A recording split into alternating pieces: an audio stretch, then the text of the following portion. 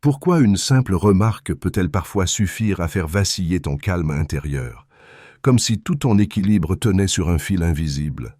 Cette tension qui monte, ce cœur qui s'accélère, cette colère ou cette peur qui t'envahit sans prévenir. Ce n'est pas la vie qui t'agresse, c'est ton esprit qui réagit. Et si la véritable force ne consistait pas à fuir tes émotions, mais à apprendre à les apprivoiser? Tu veux rester maître de toi, pourtant il suffit d'un mot mal placé, d'un imprévu, d'une injustice, et tout semble s'effondrer. Tu te jures de rester calme. Puis la vague revient, plus forte encore. L'extérieur dicte ton humeur, comme si ta paix dépendait du comportement des autres. Les stoïciens appelaient cela l'illusion du contrôle. Nous voulons changer le monde, alors que c'est notre regard qui doit être ajusté. Dans ces moments où tout déborde, tu te sens parfois seul face à tes réactions. On te répète que tout le monde est comme ça. Mais au fond de toi, tu sais qu'une autre manière d'exister est possible. Un espace intérieur où rien ne peut vraiment t'atteindre. Ce n'est pas de l'indifférence, c'est la maîtrise de soi. Les habitudes stoïciennes sont les clés qui ouvrent cet espace de stabilité. Alors, combien de temps encore veux-tu laisser tes émotions décider à ta place? Combien de journées veux-tu perdre à ruminer ce qui aurait pu être différent? Le moment d'agir, ce n'est pas demain, c'est maintenant. Le stoïcisme n'est pas une théorie poussiéreuse, c'est une pratique vivante.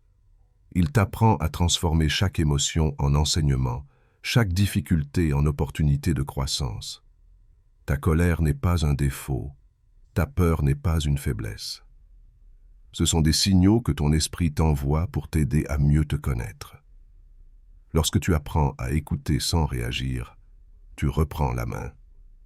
Ainsi naît la force mentale, dans la lucidité et la discipline intérieure. Marc Aurèle écrivait : « Ce qui trouble l'homme, ce ne sont pas les choses, mais le jugement qu'il porte sur elles. » Une vérité qui résonne aujourd'hui plus que jamais. Ici, nous explorons ces principes anciens pour t'aider à bâtir une paix intérieure durable. Une force tranquille capable de résister aux tempêtes modernes. Si ce message te parle, abonne-toi à notre chaîne et plonge avec nous dans l'art de la maîtrise de soi.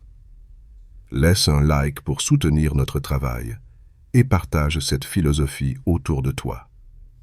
Dis-nous en commentaire, quelle émotion veux-tu apprendre à apprivoiser? Souviens-toi, chaque jour est une nouvelle occasion de devenir un peu plus inébranlable. Première vertu, accueillir ses émotions sans leur obéir. Chaque jour, les émotions surgissent comme des vagues contre un rivage fragile. Le stoïcisme ne demande pas de les fuir, mais de les observer avec clarté. Dans cette observation calme naît la véritable maîtrise de soi. La question n'est pas de ne plus ressentir, mais de rester libre au cœur même de ce que l'on ressent. Au travail, il suffit parfois d'une remarque sèche pour que ton calme se fissure. Ton cœur s'emballe, ta mâchoire se contracte, les pensées s'affolent. L'envie de répondre te brûle déjà les lèvres. C'est là que tout se joue. Vas-tu rester maître de toi ou devenir esclave de ta réaction? Marc Aurèle disait : « Celui qui se met en colère contre ce qu'il ne peut changer ressemble à celui qui voudrait que le monde tourne autrement. » Deuxième vertu, retenir sa parole quand la colère veut parler. Un seul mot peut faire basculer une situation. Un ton sec, une remarque injuste, et la colère monte avant même que tu n'en prennes conscience. Le stoïcisme invite alors à créer une distance entre l'émotion et la réaction. Dans cet espace naît la force mentale. Se retenir ne signifie pas se soumettre, mais refuser de laisser les émotions parler à ta place. Tu reçois une critique publique qui pique ton orgueil. Ton visage chauffe, les mots te brûlent. Toutes réclament une réponse immédiate. Pourtant, c'est ici que le silence devient ton allié. Il te rend à toi-même.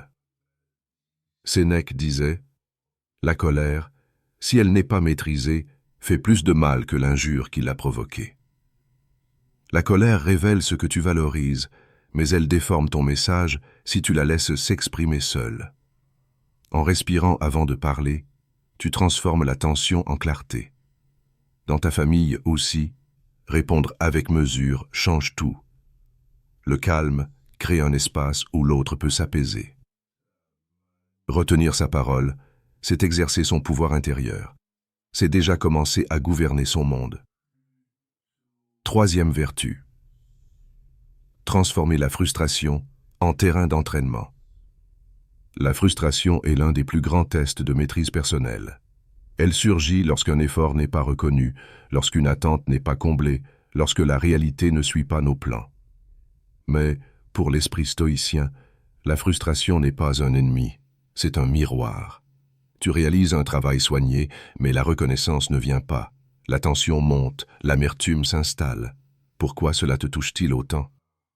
Marc Aurèle rappelle, « Ce qui te trouble, ce n'est pas la chose, mais le jugement que tu portes sur elle. » La frustration ne vient donc pas des faits, mais de l'interprétation.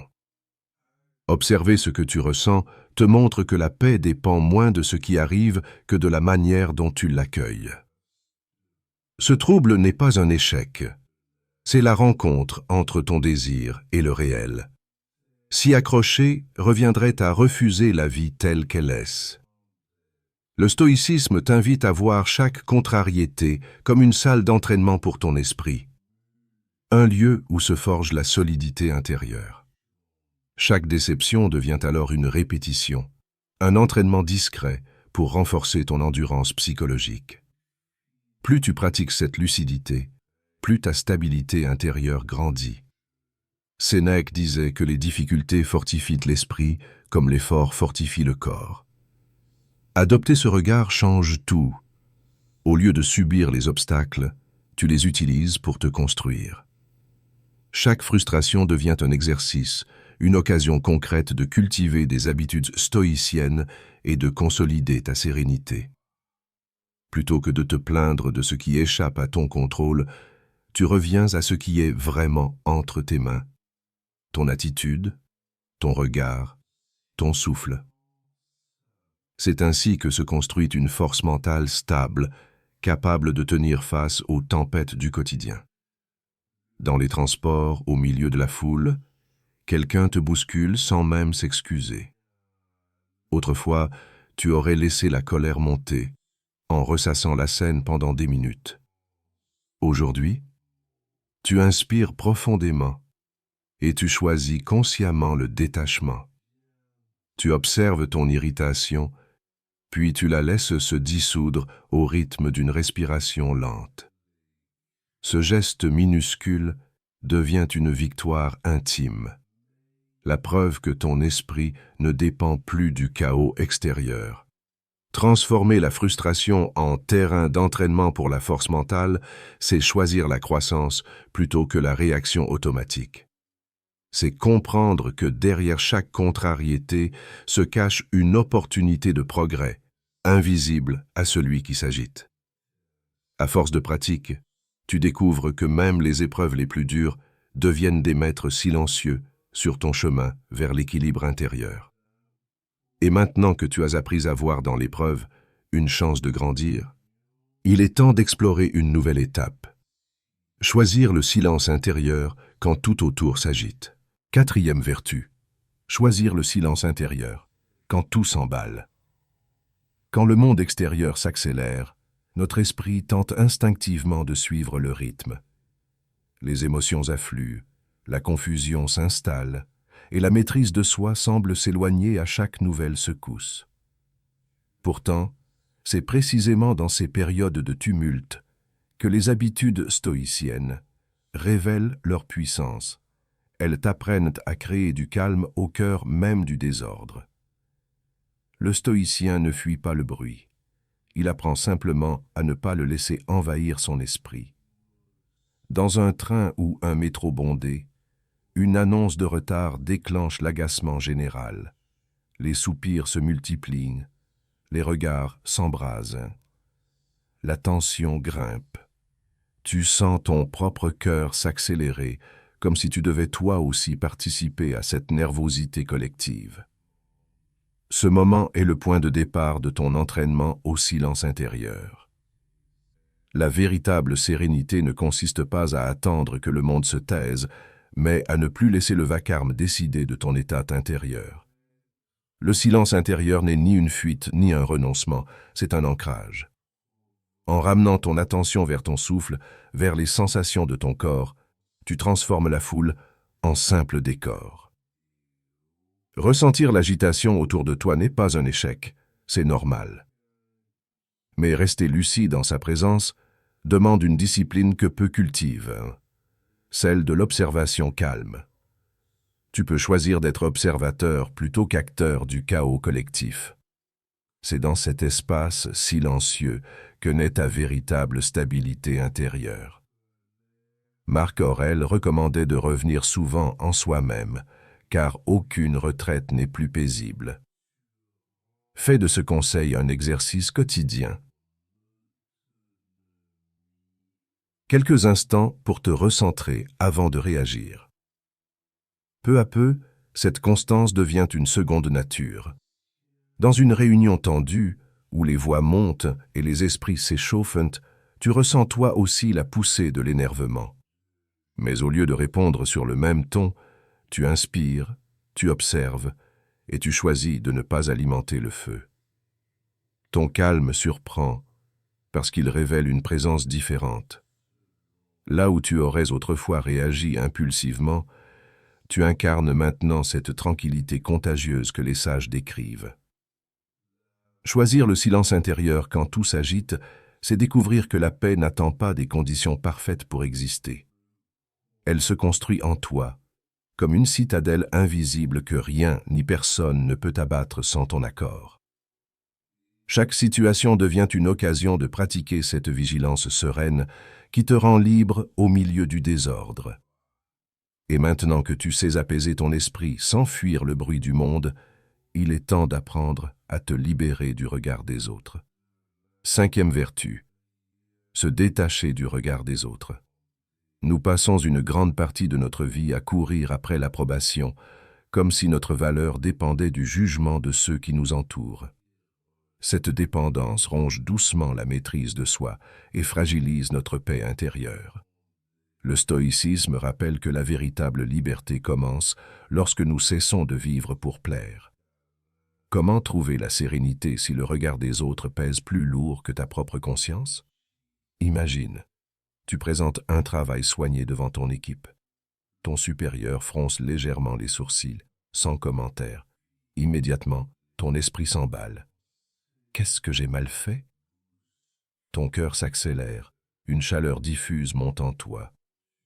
Ce simple signe de possible désapprobation suffit à faire vaciller ton assurance. C'est là que commence ton apprentissage du détachement. Tant que ton équilibre dépendra des humeurs d'autrui, tu resteras prisonnier d'un terrain mouvant. Il est humain de vouloir être apprécié, mais lorsque ce besoin devient une condition à ton bien-être, il se transforme en chaîne. L'esprit stoïcien t'invite à déplacer ton centre de gravité de l'extérieur vers l'intérieur. Tu apprends à te définir par tes valeurs, par l'intention que tu mets dans tes actions, plutôt que par les applaudissements ou les critiques. Marc Aurèle écrivait que celui qui vit en accord avec lui-même vit en accord avec l'univers. Concrètement, cela signifie: ramène ton attention vers ce que tu contrôles vraiment, ton intégrité, la qualité de ton travail, ta cohérence. À chaque fois que tu te sens ébranlé par le regard d'un autre, respire et rappelle-toi qui tu veux être, indépendamment des jugements. Plus tard, en famille, un proche te reproche ton manque de présence ou tes choix de vie. Autrefois, tu te serais senti blessé, coupable, ou tu aurais cherché à te justifier. Cette fois, tu écoutes sans t'effondrer, ni t'expliquer à tout prix. L'émotion monte, tu la remarques, puis tu la laisses passer comme un nuage dans le ciel. Ton calme surprend, Et, sans le vouloir, tu offres un exemple silencieux de liberté intérieure. Te détacher du regard des autres, ce n'est pas devenir froid ou indifférent, c'est redevenir fidèle à toi-même. Tu reprends le gouvernail de ta paix. Ton équilibre ne dépend plus des réactions extérieures, mais de la clarté de ton propre jugement. Et maintenant que ton esprit s'allège du poids des apparences, il est prêt à affronter un défi encore plus grand. Accepter l'injustice sans renoncer à la sérénité. 6e vertu. Accepter l'injustice sans perdre sa paix. L'injustice fait partie des épreuves les plus difficiles pour un esprit en quête d'équilibre. Elle réveille une révolte instinctive, une sensation de rupture profonde avec ce qui devrait être juste. Le stoïcisme ne nie pas cette révolte, mais il t'invite à la canaliser. Ta force ne se mesure pas à l'intensité de ta colère, mais à ta capacité à rester droit, même lorsque tout semble injuste. Accepter l'injustice ne signifie pas l'approuver, ni renoncer à agir pour la corriger lorsque c'est possible. Cela veut dire reconnaître que certaines choses échappent à ton contrôle direct et refuser de sacrifier ta paix intérieure à ce qui ne dépend pas de toi. Tu peux choisir de lutter avec lucidité plutôt que de te consumer dans la rancœur. L'esprit stoïcien te rappelle que même dans l'injustice, il te reste toujours un espace de liberté, celui de ton attitude, de ta dignité et de ta réponse. C'est là que ta véritable maîtrise émotionnelle se révèle. Comment continuer à incarner la paix sans céder au ressentiment? C'est là que les habitudes stoïciennes deviennent des armes silencieuses contre le désordre du monde. Au travail, tu vois un collègue félicité pour un projet dont tu as porté l'essentiel sur tes épaules. Ton ventre se noue, ton esprit s'enflamme, 1000 arguments se bousculent dans ta tête. Tu ressens cette brûlure sourde, mélange d'injustice et d'impuissance. Tu as envie de crier que ce n'est pas juste. Puis une autre voix, plus profonde, te rappelle qu'il existe une autre façon de répondre. Marc Aurèle écrivait en substance: « Si quelque chose d'extérieur te fait souffrir, ce n'est pas la chose en elle-même qui te blesse, mais le jugement que tu poses dessus, et tu as le pouvoir de changer ce jugement. » Cette perspective renverse tout. Ce n'est pas le tort subi qui trouble ton esprit, mais la signification que tu lui donnes. En ramenant ton attention sur ce que tu peux vraiment maîtriser, ta réaction, ton attitude, ton alignement intérieur, tu commences à retrouver ta souveraineté. L'injustice devient alors un terrain d'entraînement pour un calme lucide. Ressentir de la colère ou du dégoût face à ce qui est injuste est profondément humain. Refouler ces émotions les ferait grandir dans l'ombre. Les reconnaître, sans y accrocher, est un acte de grandeur intérieure. La vraie maîtrise de soi ne consiste pas à nier les secousses, mais à les transformer en clarté morale. Tu t'élèves ainsi au-dessus du tumulte, sans te couper du réel. Un sage rappelait: « Celui qui supporte les injustices avec égalité d'âme a déjà compris à quel point elles sont petites aux yeux de la sagesse. » Accepter ne veut pas dire approuver, mais refuser de se laisser détruire par ce qu'on ne peut pas changer. Chaque fois que tu choisis cette distance noble, tu renforces ton contrôle émotionnel et tu cultives une stabilité qui ne dépend plus des circonstances. Plus tard, dans un cadre familial, un proche t'accuse à tort d'une faute dont tu n'es pas responsable. Tu sens remonter l'ancienne tension, ce besoin de te justifier coûte que coûte. Cette fois, tu inspires calmement et tu réponds avec douceur. « Je comprends que tu sois blessé. Parlons-en tranquillement. » Puis, le conflit s'apaise avant même d'avoir commencé. Ton calme désamorce ce qui aurait pu exploser. Accepter l'injustice sans renoncer à ta sérénité, c'est comprendre que personne ne peut te voler ta paix si tu ne lui remets pas les clés. C'est choisir la lucidité plutôt que la vengeance, l'équilibre plutôt que la réaction impulsive. Le véritable pouvoir naît quand tu ne dépends plus du comportement des autres pour rester aligné avec toi-même. 7e vertu. Lâcher le contrôle et trouver la liberté dans ce qu'on ne peut changer. Nous passons une grande partie de notre vie à lutter contre ce qui nous échappe. Vouloir tout prévoir, tout verrouiller, tout maîtriser, crée une tension permanente qui épuise le corps et l'esprit. Le stoïcisme rappelle au contraire que la vraie force mentale ne réside pas dans la domination du monde extérieur, mais dans l'acceptation lucide de ses limites. La question devient alors, comment retrouver la paix quand tout semble nous filer entre les doigts? Dans ta vie professionnelle, un projet important prend soudain une tournure inattendue. Un client change d'avis, les délais explosent, les paramètres se modifient sans cesse. Malgré ton investissement, rien ne se déroule comme prévu. Tu sens cette crispation familière, ce refus instinctif de laisser les choses t'échapper. Ton esprit s'agite, cherchant frénétiquement une solution immédiate. Ce moment révèle ton attachement à l'illusion du contrôle total. Renoncer à tout contrôler ne signifie pas abandonner. C'est oser faire confiance à la vie telle qu'elle se présente, tout en restant responsable de ce qui dépend de toi. Quand tu arrêtes de forcer ce qui t'échappe, ton énergie se recentre sur ce que tu peux réellement influencer. Ta posture intérieure, tes choix, ta clarté d'esprit. Reconnaître qu'on est impuissant sur certains événements n'est pas une faiblesse. C'est un acte d'humilité consciente. Tu acceptes que la vie ne suivra pas toujours tes plans, sans pour autant céder au fatalisme. Tu apprends à distinguer la part où tu peux agir de celle où tu dois laisser faire. Ce discernement t'offre une sérénité nouvelle, celle d'un esprit qui sait où commence et où s'arrête sa maîtrise. Marc Aurèle écrivait que nous devons nous adapter à ce qui nous est donné, comme le pied s'adapte à la chaussure. Dans cette image simple se cache une discipline profonde. Épouser le réel plutôt que te briser contre lui. Chaque fois que tu choisis d'accueillir plutôt que de contraindre, tu renforces ta stabilité émotionnelle. Plus tard, en famille, un imprévu bouscule tes plans soigneusement organisés. Autrefois, tu aurais réagi avec irritation, reproche ou crispation. Cette fois, tu ajustes calmement, sans colère ni plainte. Ton entourage remarque ce changement silencieux. Là où il y avait autrefois tension, il y a désormais souplesse et bienveillance. Tu découvres que le lâcher-prise ne t'enlève rien. Il t'allège.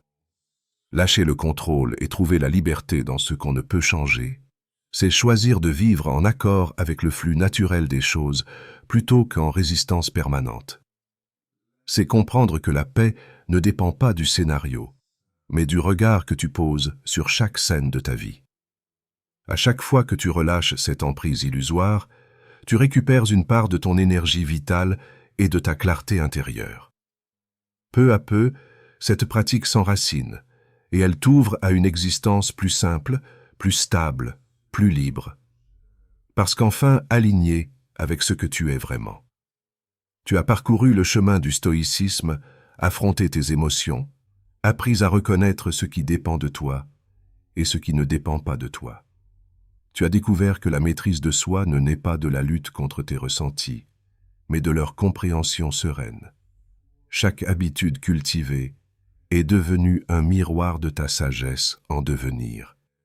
Ce voyage intérieur n'a rien d'un triomphe bruyant. Il est la reconnaissance tranquille d'une présence plus claire, d'un discernement plus solide.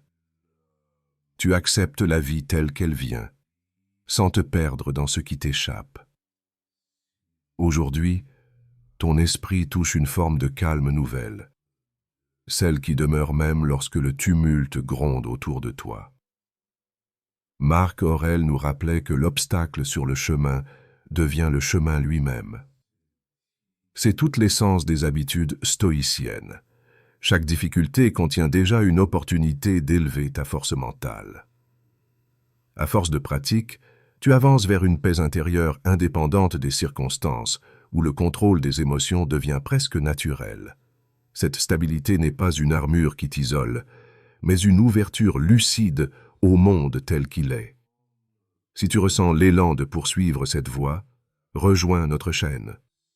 T'abonner, laisser un like ou partager cette vidéo, ce n'est pas seulement un geste numérique. C'est une manière de diffuser une sagesse qui aide chacun à mieux se connaître, à apaiser ses réactions et à renforcer sa stabilité intérieure grâce à la philosophie stoïcienne. Ensemble, nous faisons vivre une école moderne de sagesse pratique, où les habitudes stoïciennes deviennent un véritable art de vivre partagé. Chaque commentaire, chaque échange est un pas de plus sur ce chemin collectif vers plus de conscience et d'équilibre. Souviens-toi, la sagesse n'est pas un sommet à atteindre, mais un mouvement intérieur à nourrir chaque jour. Continue d'avancer avec calme, car celui qui cultive la présence transforme chaque instant en exercice de liberté.